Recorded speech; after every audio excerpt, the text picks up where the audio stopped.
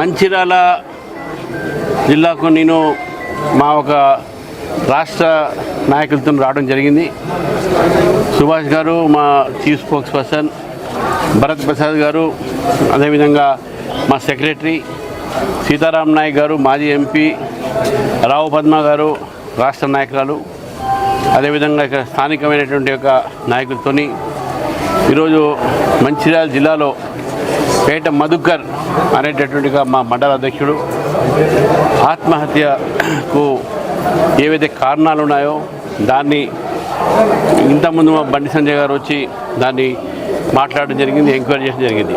నేను ఢిల్లీలో ఉండబట్టి రాలేకపోయినప్పుడే ఈరోజు ఆ ఒక కుటుంబానికి పరామర్శించడానికి వచ్చాను.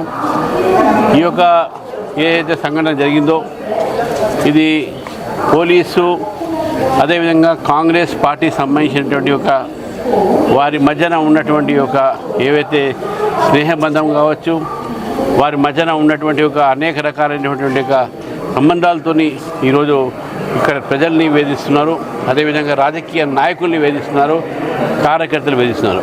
మధుకర్ ఒక ఏదైతే ఆత్మహత్య జరిగిందో దాని వెనుక కాంగ్రెస్ నాయకులు అదేవిధంగా పోలీసుల ఒక ప్రోద్బలం ఉంది అని చెప్పి నేను భావిస్తున్నాను, భారతీయ జనతా పార్టీ భావిస్తూ ఉంది.